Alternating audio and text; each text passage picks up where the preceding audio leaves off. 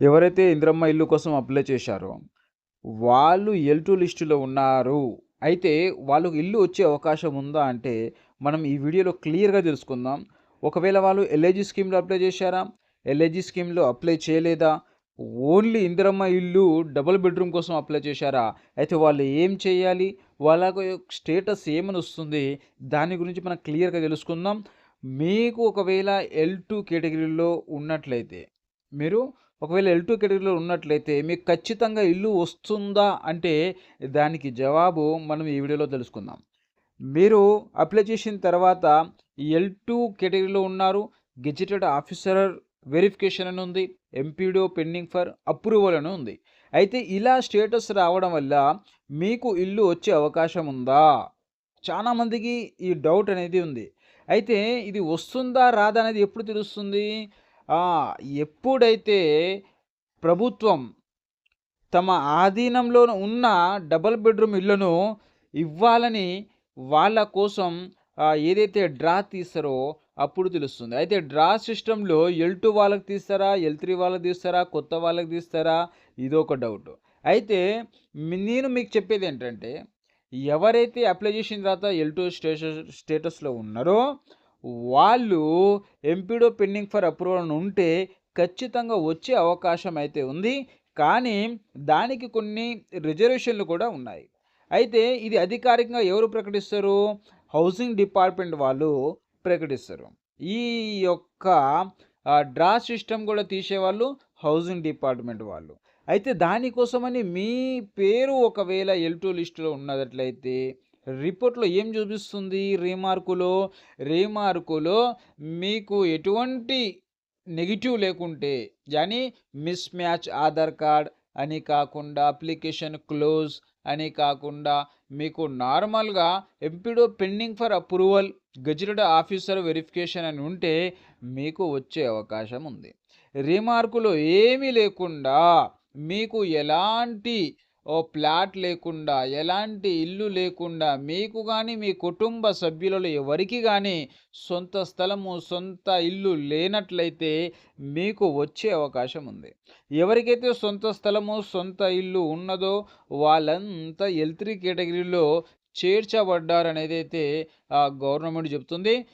మరే ఫ్రెండ్స్, మీ యొక్క పేరు, మీ కుటుంబ సభ్యుల యొక్క పేర్లు ఏ రిజిస్ట్రేషన్ డేటాలో లేనట్లయితే మీకు ఇల్లు వచ్చే అవకాశం అయితే ఉంది. దానికోసం మీరేం చేయాలి? దానికోసం మీరు కలెక్టర్ ఆఫీస్ దగ్గరికి వెళ్ళి మీరు ఇన్ఫర్మేషన్ అడగవచ్చు. లేకుంటే మీరు ఇంటి దగ్గరే ఉండి కస్టమర్ కేర్ ద్వారా కూడా మీరు అడగవచ్చు. మీరు ఆహ్, మండల ఆఫీస్ దగ్గరికి వెళ్లి గూడా మీరు అడగవచ్చు. మీ అప్లికేషన్ యొక్క స్టేటస్ ఎక్కడి దాకొచ్చింది? మాకు ఇల్లు వస్తుందా? రాదా? అని. మీరు గెజిటెడ్ ఆఫీసర్ వెరిఫికేషన్ అని ఉంది. అయితే మీరు కన్‌ఫ్యూజ్‌లో ఉన్నారు. అయితే ఈ గెజిటెడ్ ఆఫీసు వెరిఫికేషన్ ఎందుకుంది?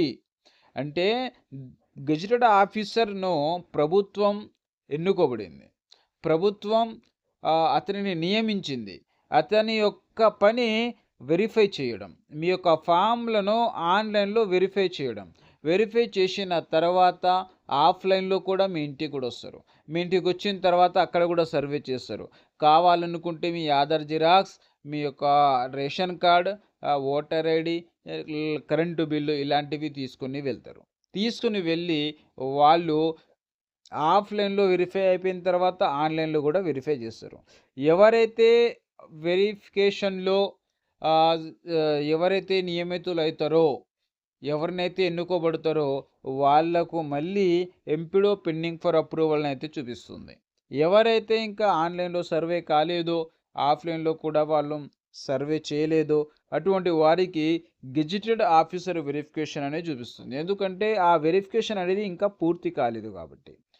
మీకు గెజిటెడ్ ఆఫీసర్ వెరిఫికేషన్ అని వచ్చి మళ్ళీ ఎంపీడీఓ పెండింగ్ ఫర్ అప్రూవల్ వచ్చిందంటే మీకు ఇల్లు వచ్చే అవకాశం ఉంది కాబట్టే ఎంపీడీఓ పెండింగ్ ఫర్ అప్రూవల్ అని చూపిస్తుంది. మీరు బాధపడొద్దు. నాది ఫస్ట్ నుంచి MPDO office pending for approval చూపిచ్చింది.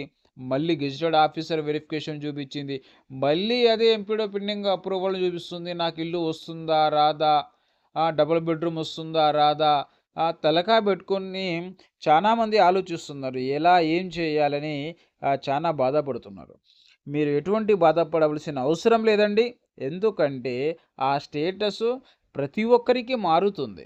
ఎందుకంటే ఆ స్టేటస్ కంపల్సరీ మారాలి. ఎందుకంటే ఎంపీడో పెండింగ్ ఫర్ అప్రూవల్ అనేది మండల ఆఫీస్‌లోనే మీ ఫామ్ ఉంటుంది కాబట్టి, గవర్నమెంట్ స్కీమ్స్ మొత్తం గూడా అక్కడే అప్రూవల్ అవుతాయి కాబట్టి, గెజిటెడ్ ఆఫీసర్ దగ్గరికి వెళ్ళిన తర్వాత మళ్ళీ ఎంపీడో పెండింగ్ ఫర్ అప్రూవల్ చూపించాలి. ఎందుకంటే అదే ఆఫీస్‌లో మళ్ళీ వెళ్తుంది కాబట్టి, అదే పెండింగ్ చూపిస్తుంది. మళ్ళీ ఇక్కడ ఆన్‌లైన్‌లో సర్వే జరుగుతుంది.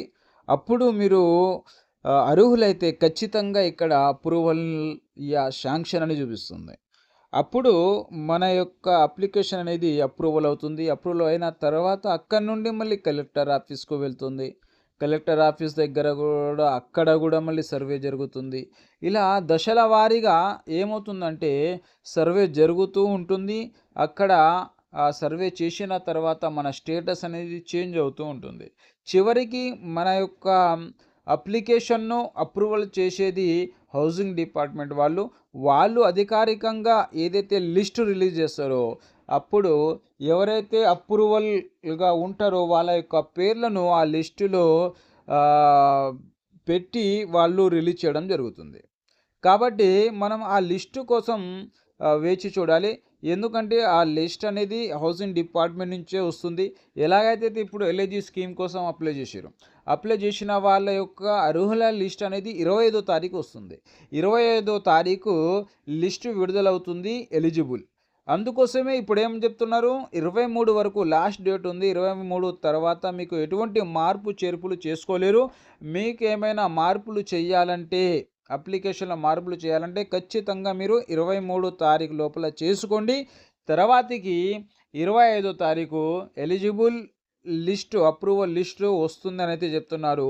మీరు ఒకవేళ ఎల్ఐజీ స్కీమ్‌లో అప్లై చేసి 25వ తారీఖు అప్రూవల్ లిస్టు ఖచ్చితంగా వస్తుంది. దాని తర్వాత అప్రూవల్ లిస్ట్ వచ్చిన తర్వాత లాటరీ సిస్టమ్ అనేది 27 నుండి 30 తారీఖు వరకు అయితే నడుస్తుంది. అయితే మీరిప్పుడు డబుల్ బెడ్రూమ్ కోసం వేచి చూసినట్లయితే మీరు ఖచ్చితంగా వేచి చూడండి. ఎందుకంటే ఇప్పుడు రాష్ట్రం మొత్తంలో 12,000 డబుల్ బెడ్రూమ్ ఖాళీగా ఉన్నాయి అని అయితే చెప్తున్నారు. మరి ఆ 12,000 డబుల్ బెడ్రూమ్‌లో హైదరాబాద్‌లో కొల్లూరులో ఖాళీగా ఉన్నాయి, రాంపల్లిలో ఖాళీగా ఉన్నాయి అని అయితే చెప్తున్నారు. అదేవిధంగా మిగతా 30 ఎన్ఆర్ఎం అనే మిగతా ఏదైతే డబుల్ బెడ్రూమ్స్ ఉన్నాయో అక్కడ కూడా అధికారికంగా ఇన్ని ఖాళీగా ఉన్నాయని అయితే చెప్పలేదు, కానీ అక్కడ కూడా ఖాళీగా ఉన్నాయని అయితే చెప్తున్నారు. ఆ ఖాళీ అనేది ఎవరి ఖాళీ అంటే పెండింగ్‌లో ఉన్నాయి. అయితే వేరే వాళ్ళకు అలాట్‌మెంట్ చేసిర్రు. అయితే వాళ్ళు అక్కడ ఉండకుండా తాళాలు వేసి ఉండడం వల్ల వాళ్ళకు నోటీసులు పంపిర్రు. అటువంటి ఇల్లులు, అటువంటి డబుల్ బెడ్రూమ్స్ ఏవేవి ఉన్నాయో వాటిని ఖాళీ చేపించి వాళ్ళ అలాట్‌మెంట్‌ను క్యాన్సల్ చేసి తర్వాతకి కొత్త వాళ్ళకి ఇస్తారని అయితే చెప్తున్నారు. కాబట్టి అటువంటప్పుడు కొత్త వాళ్ళంటే ఇప్పుడు ఎవరైతే ప్రజాపాలన అప్లై చేశారో వాళ్ళకు కూడా వచ్చే అవకాశం ఉంది. అందుకోసమే నేను చెప్పేది ఏమిటంటే ఇటువంటి ఇల్లులు డబుల్ బెడ్రూమ్‌లు ఫ్రీగా వస్తాయి. ఒక్క పైసా కూడా తీసుకోరు. మీ పేరు మీద రిజిస్ట్రేషన్ చేసి ఇస్తారు కాబట్టి మీరు ఖచ్చితంగా ఇటువంటి వాటికి ప్రయత్నించండి. మీకు వచ్చినట్లయితే మీరు ఒక్క నయా పైసా కూడా మీరు ఇవ్వవలసిన అవసరం లేదు. మీకు అర్థమైంది అని నేను అనుకుంటున్నా. మీకు ఇలాంటి అప్డేట్స్ కావాలంటే, ఇలాంటి అప్డేట్స్ కోసం మన ఛానల్‌ని చూడాలంటే మీరు ఖచ్చితంగా సబ్స్క్రైబ్ చేసుకొని ఉంటే నోటిఫికేషన్ మీ మొబైల్‌లో ఖచ్చితంగా వస్తుంది. మీరు లైక్ చేసినట్లయితే మీకు ఖచ్చితంగా మీ మొబైల్‌లో నోటిఫికేషన్ అనేది వస్తుంది. మళ్ళీ కొత్త వీడియో కోసం వేచి చూడండి. అంతవరకు సెలవు. జై హింద్.